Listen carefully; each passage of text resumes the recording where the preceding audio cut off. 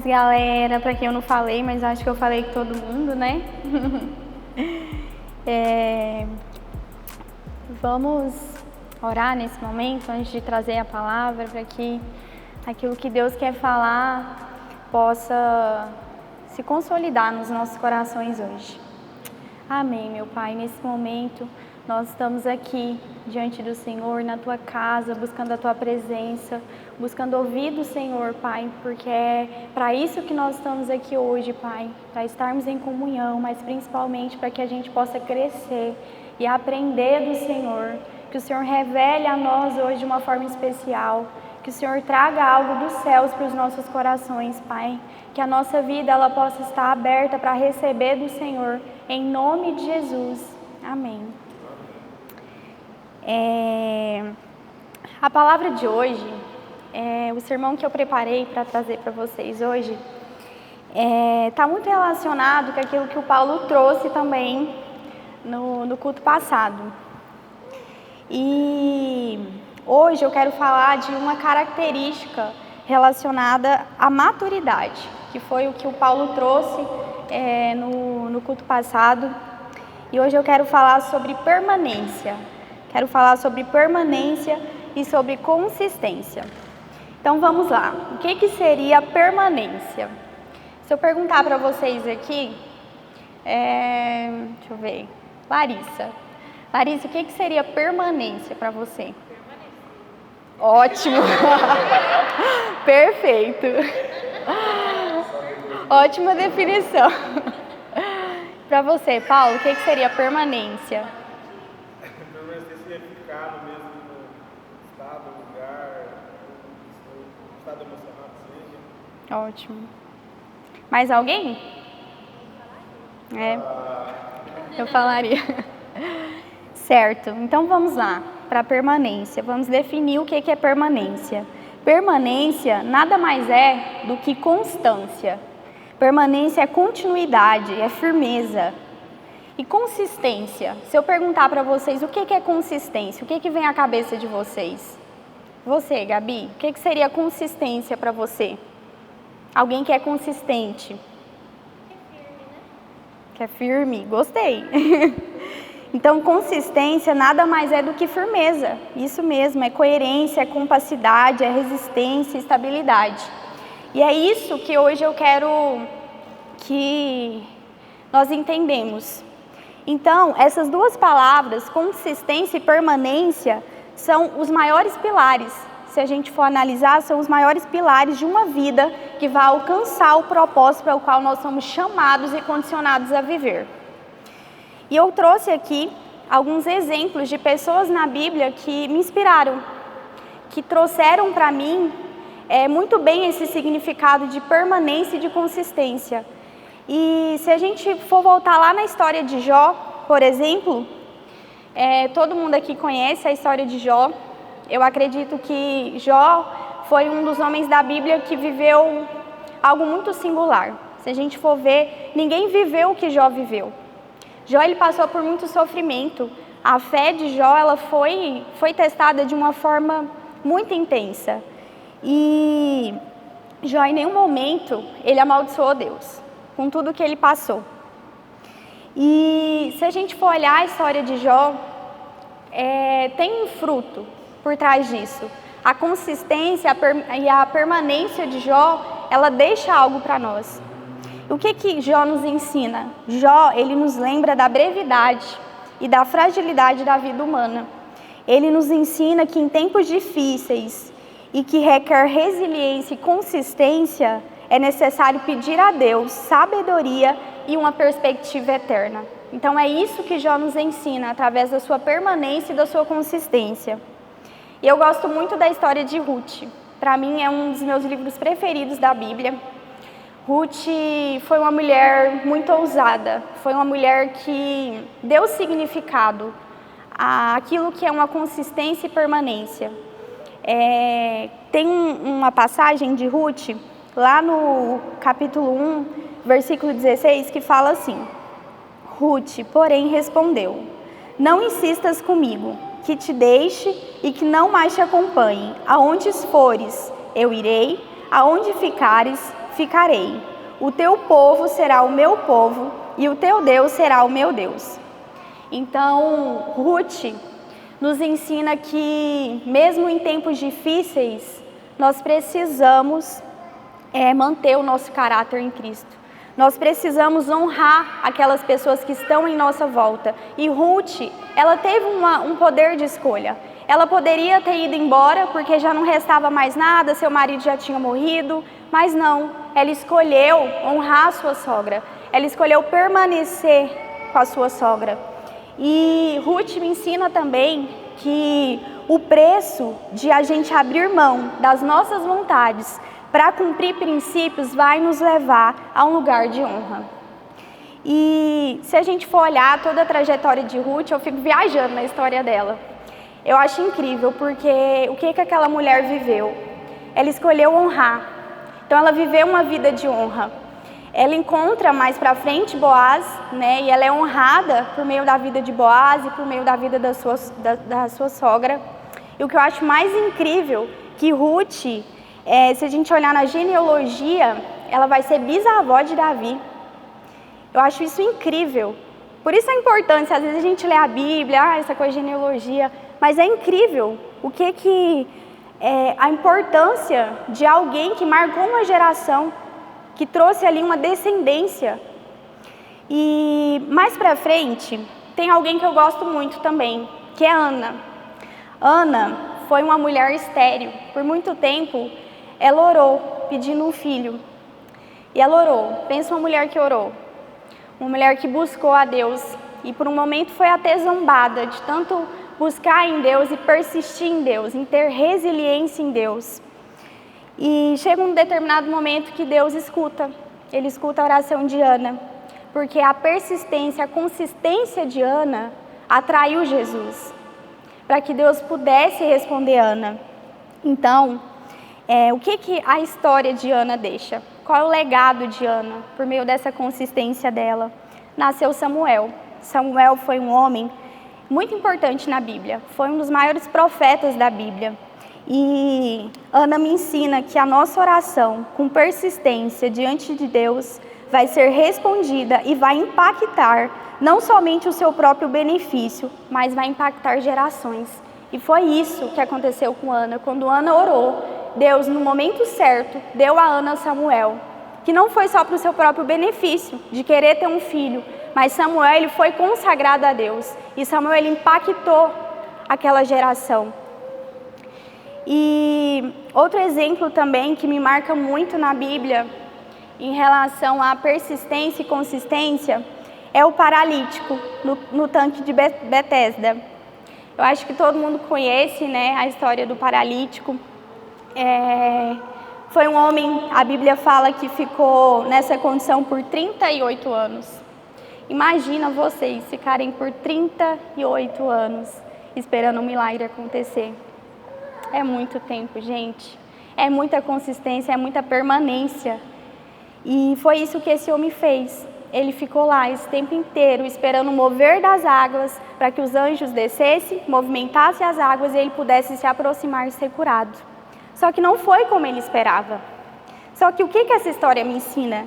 Essa história me ensina que a persistência faz com que o poder de Cristo nos encontre. E Jesus encontrou esse homem. E a sua persistência atraiu Jesus até a ele. E mais adiante, um homem da Bíblia que me inspira muito, que é alguém que eu sou apaixonada, é Paulo. Paulo foi um homem que ninguém dava nada por ele perseguiu a igreja por muito tempo, mas chegou um determinado momento da sua vida que Deus escolheu ele, que Deus atraiu ele. E a partir do momento que Paulo ele teve um encontro com Jesus, ele viveu a transformação. Ele entendeu o significado do Evangelho. Então Paulo ele deixou que Cristo fosse um com ele. Paulo então ele passou por perseguições. Paulo ele enfrentou tribulações. E não é à toa, né, que Paulo ele deixou um grande legado com a sua entrega a Deus, com a sua persistência, com a sua firmeza em Deus. Paulo, ele iniciou a formação, o desenvolvimento da organização das igrejas. Então nós estamos aqui hoje porque Paulo foi alguém que se posicionou, porque Paulo ele acreditou, ele enxergou além daquilo que Deus já tinha feito, daquilo que Deus já sonhava nos céus.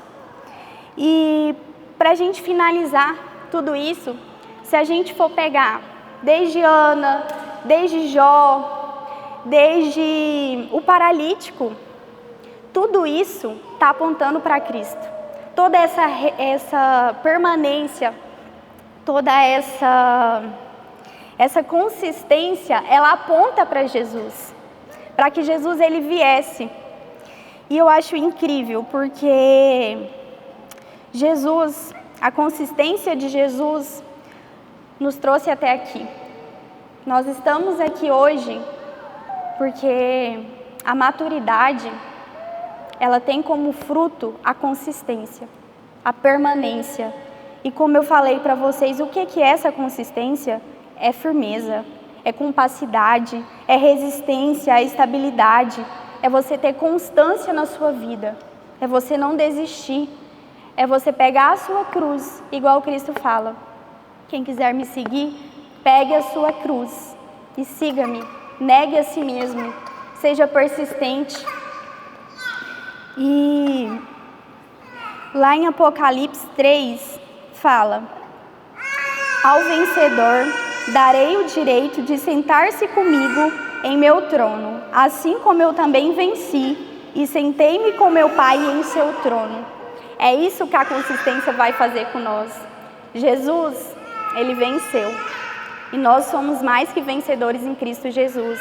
A sua consistência, a sua firmeza, a sua entrega a Deus vai fazer com que você também possa se assentar juntamente com Jesus nesse trono. E tem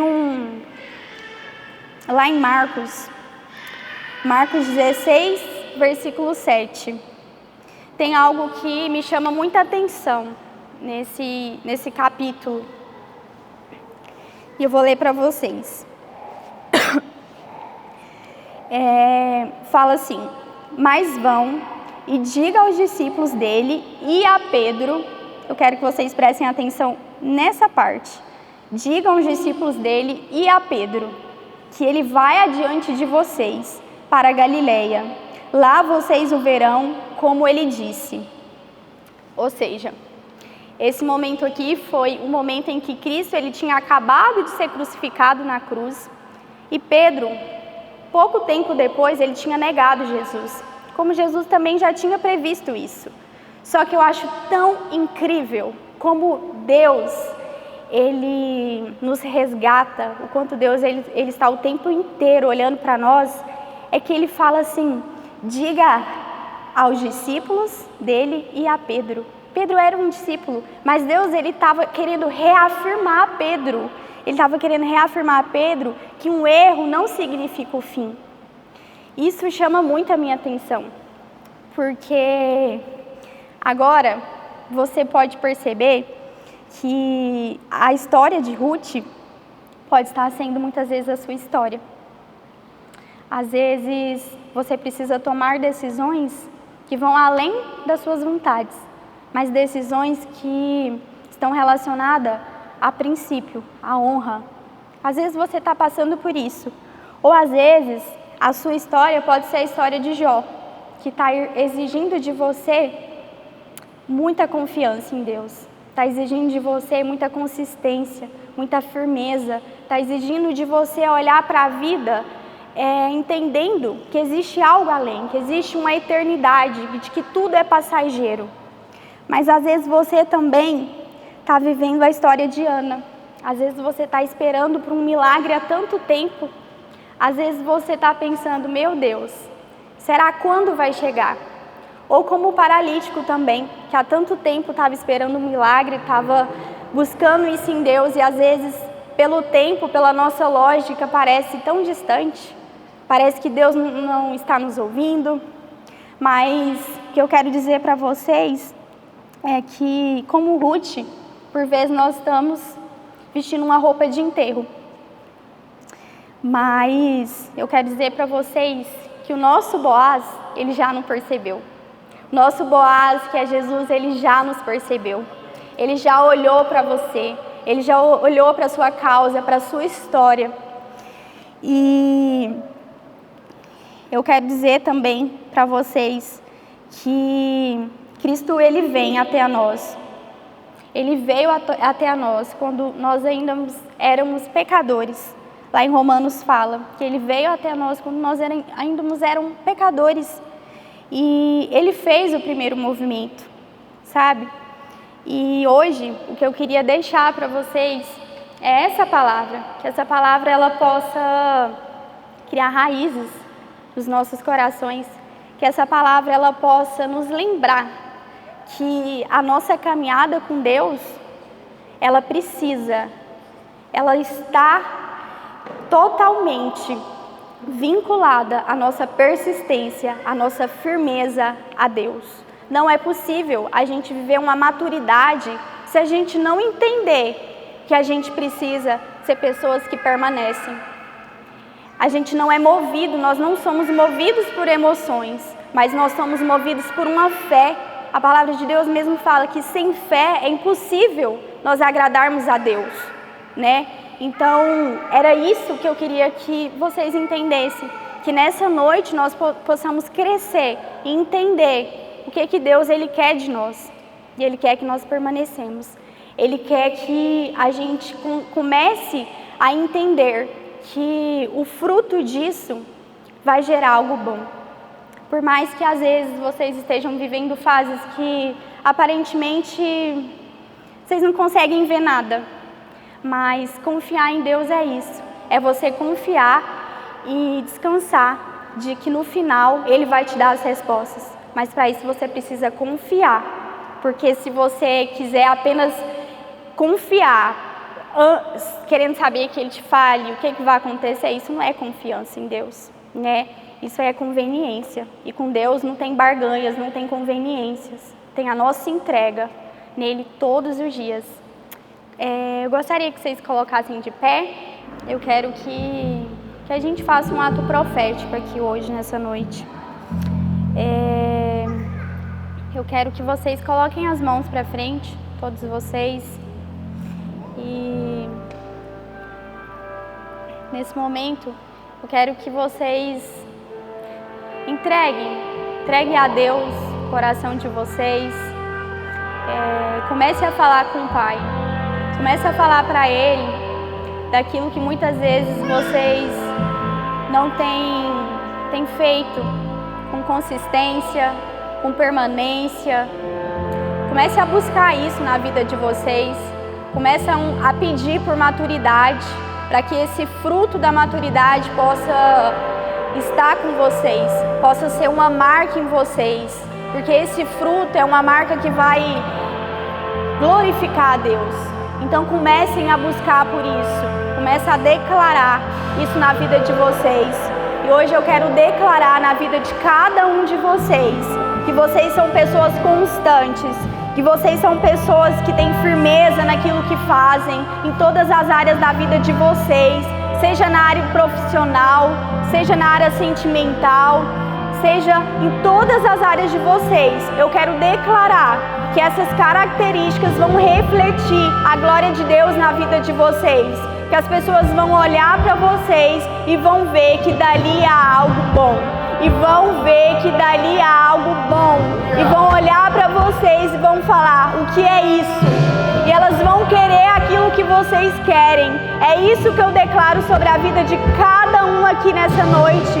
Que a vida de vocês possam deixar marcas, assim como a persistência de Ana, que orou por tanto tempo e deixou marca para uma geração, assim também como a persistência de Jó, que nos ensinou tanto, que nos ensinou a persistir, que nos ensinou a honrar a Deus, independente das tribulações, dos desafios, a permanecer. Que assim vocês sejam fortalecidos, que a fé de vocês seja fortalecida e renovada, em nome de Jesus. É isso que eu declaro sobre a vida de vocês. Amém.